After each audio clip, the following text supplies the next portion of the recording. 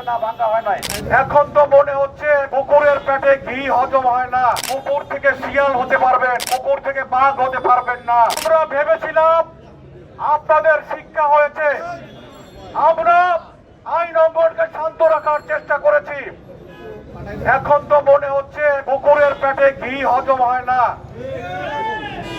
আমরা এই সভা থেকে স্পষ্ট ভাষায় বলতে চাই, শান্তিপূর্ণ পরিবেশ বজায় রাখার জন্য ভূমিকা রাখুন, অন্যথায় সমুচিত শিক্ষা আমরা দেব।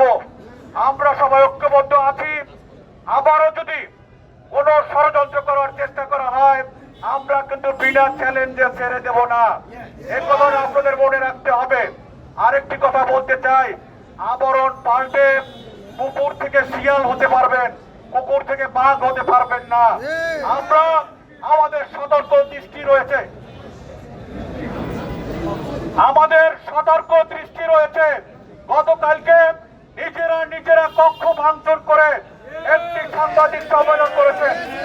সেখানে আপনারা দেখেছেন আবু সাইদ সাগর সাহেব বলেছে আমার রুমে কোনো ভাঙচুর হয় নাই। পাশে থেকে বলা হচ্ছে স্যার শেখ মুজিবের ছবি ভাঙা হয়েছে, উনি বলছে না ভাঙা হয় নাই। তারপর ওনাকে জোর করে বলানো হয়েছে। আমরা ছবি ভাঙা কক্ষ ভাঙার রাজনীতি করি না। আমরা সুপ্রিম কোর্ট ইউনিটকে একটি শান্তিপূর্ণ ক্যাম্পাস হিসেবে দেখতে চাই।